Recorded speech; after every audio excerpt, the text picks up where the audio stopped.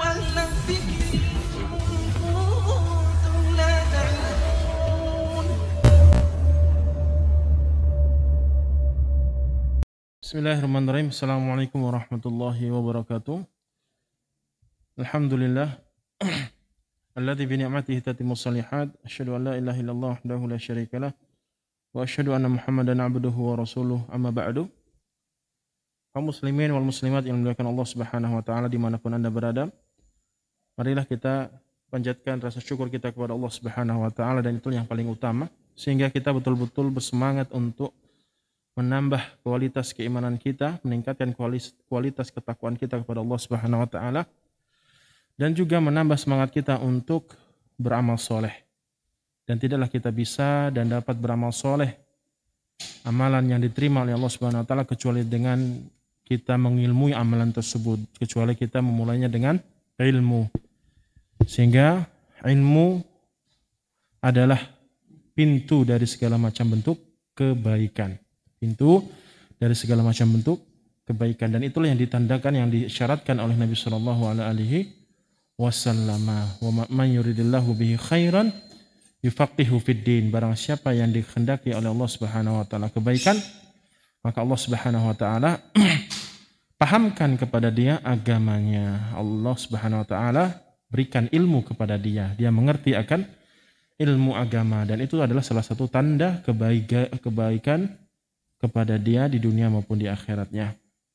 Maka kata Al-Imam Ibn Rajab Al-Hambali, Al-Imam Ibn Hajar Al-Asqalani dalam kitabnya Fathul Bari menjelaskan hadis tersebut, sebalikannya atau kebalikan makna dari hadis tersebut. Jadi orang-orang yang tidak dikaruniai dengan ilmu agama, orang-orang yang tidak mengetahui akan ilmu agama, justru sebaliknya dia malah semangat mengetahui ilmu-ilmu dunia agar dia bisa mendapatkan harta dunia. Dia tidak tahu sama sekali akan ilmu agama. Maka kata beliau, itu tanda keburukan bagi dia, itu tanda keburukan bagi orang tersebut. Saya ulang lagi, bahwasanya Nabi SAW mengatakan, "May yuridillahu bihi khairan yufaqihu fid din." Barang siapa yang dikehendaki kebaikan oleh Allah Subhanahu wa taala, Allah pahamkan agama kepada dia. Dia mengerti akan kewajiban-kewajiban dia. Dia mengerti akan hak-hak Allah Subhanahu wa taala yang harus dia tunaikan. Dia mengetahui hak-hak sesama makhluk sehingga dia bisa menunaikan. Dia berhati-hati untuk mengerjakannya.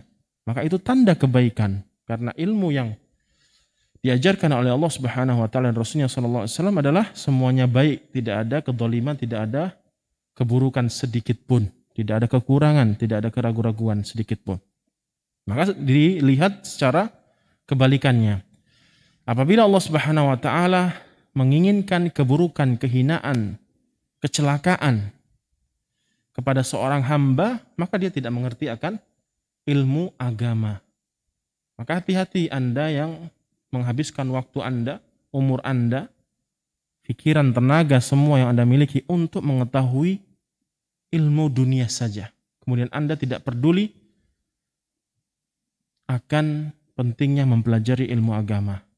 Karena ilmu agama akan mengantarkan Anda kepada kesuksesan, kebahagiaan, ketentraman hidup dalam jangka yang sangat lama, abadi selama-lamanya. Tidak sampai hanya di dunia saja, tapi nanti sampai di surga Allah Subhanahu wa taala abadi selama-lamanya. Tapi kalau ilmu agama dunia berhenti sampai di sini. Berhenti sampai di dunia. Entah dunia yang meninggalkan Anda ataukah Anda yang meninggalkan dunia. Maka bersemangatlah kaum muslimin wal muslimat dimanapun Anda berada untuk kita mempelajari agama Allah Subhanahu wa taala. Apabila kita tidak mengerti akan agama ini, sama sekali kita tidak mengetahui sesuatu yang wajib yang harus kita ketahui, kita tidak mengetahuinya dari ilmu agama kita, maka ketahuilah bahwasanya, camlah bahwasanya itu tanda keburukan yang Allah berikan kepada Anda. Na'udzubillah min dzalik. Maka dari hadis ini dapat disimpulkan kaum muslimin wal muslimat yang dimuliakan Allah Subhanahu wa taala, faedah yang berikutnya bahwasanya ilmu itu dibagi menjadi dua. Dan sudah saya sampaikan lagi biar betul-betul kita semangat untuk memperhatikan dan mengamalkannya. Ilmu itu ditinjau dari sisi hukum, kapan harus dipelajari. Itu dibagi menjadi dua. Yang pertama wajib dan yang kedua sunnah. Tidak wajib sebaliknya. Ilmu agama dibagi menjadi dua, ditinjau dari sisi hukumnya. Yang pertama wajib, yang kedua sunnah. Maksudnya apa? Yang pertama adalah cabang-cabang ilmu apa sajakah yang mau tidak mau harus kita ketahui, kita pelajari. Seperti ilmu akidah, harus kita benahi keyakinan kita kepada Allah Subhanahu wa taala, keimanan kita kepada Allah Azza wa Jalla, dan dari rukun iman dan rukun Islam. Wajib harus kita ketahui.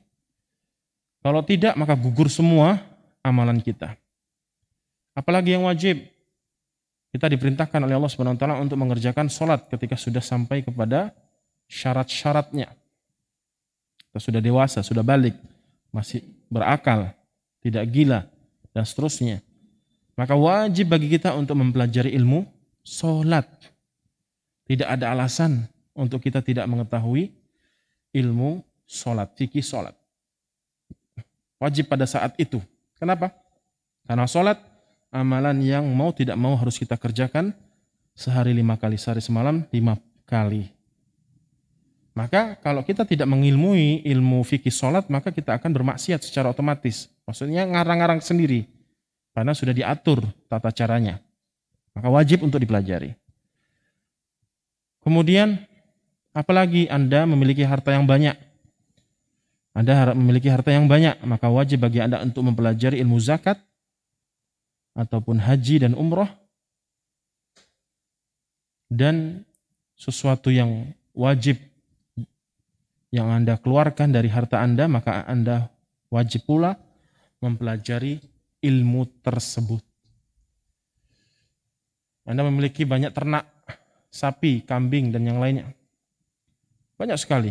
Maka wajib bagi Anda untuk mempelajari zakat peternakan. Dan seterusnya. Jadi ketika amalan itu sudah wajib bagi kita, maka wajib pula untuk kita pelajari. Yang kedua, yang sunnah tidak wajib. Gampang memahaminya. Kalau yang pertama paham, pasti yang kedua ini paham. Tidak wajib maksudnya untuk dipelajari, yaitu seorang miskin. Tidak punya apa-apa, kecuali beberapa rupiah saja. Beberapa harta saja.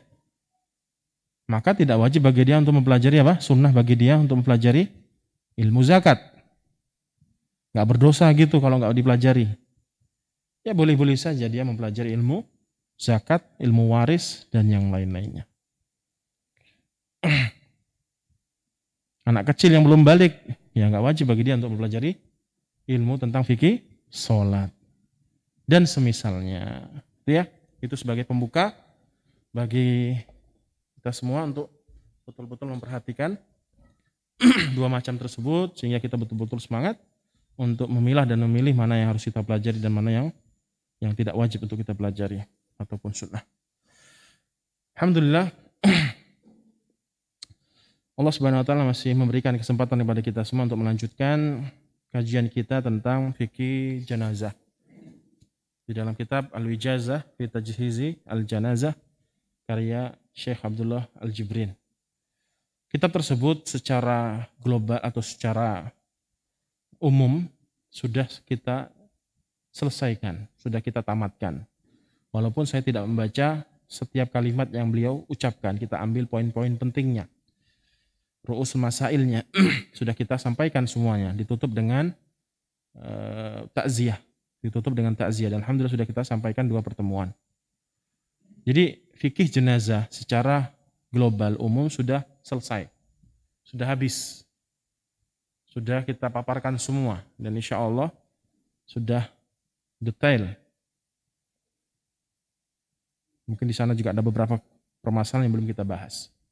Maka mulai dari pertemuan saat ini dan seterusnya mungkin beberapa pertemuan lagi, entah 3 kali lagi atau 4 kali lagi, kita akan membahas tambahannya, tema, subtema yang mendukung dari fikih jenazah, yang memiliki kaitan erat dengan fikih jenazah. Yaitu apa yang sudah disampaikan, dipublikasikan bahwasanya tema yang akan kita sampaikan pada kesempatan kali ini adalah yaitu mengirim pahala untuk mayit atau amalan apa saja yang bermanfaat untuk si mayit. Setelah itu kita akan membahas tentang kematian yang paling indah, kematian yang paling mulia, yaitu tentang fikih syuhada. Nanti kita bahas tentang fikih syuhada, orang-orang yang mati syahid. Nanti kita akan sampaikan insya Allah. Dan setelah itu selesai. Setelah itu apa? Selesai. Jadi 2 tema tambahan kaitannya dengan fikih jenazah yang penting untuk kita bahas. Langsung saja kita mulai kajian kita tentang amalan apa saja yang penting untuk atau bermanfaat untuk si mayit. Secara global atau secara umum, kalau orang sudah meninggal dunia ya sudah tutup buku, tidak bisa ngapa-ngapain lagi, tidak bisa beramal soleh lagi, ya sudah. Tidak ada lagi pahala baru untuk dia, pahala sudah tercatat, tidak. Karena sudah meninggal dunia, tidak bisa beramal soleh. Hatinya tidak bisa beramal, lisannya tidak bisa beramal, badannya juga tidak bisa beramal. Kenapa? Karena sudah putus dari kampung amal, yaitu dunia. Kalau sudah ya sudah, tutup juga pahala, tidak ada pahala baru lagi. Itu secara umum, hukum secara umum. Hukum asalnya seperti itu. Nah, di sana ada beberapa amalan yang bisa menambah kebaikan, derajat, pahala, ganjaran kepada mereka yang telah meninggal dunia. Dikeluarkan dari hukum asal berarti. Dikeluarkan dari hukum asal.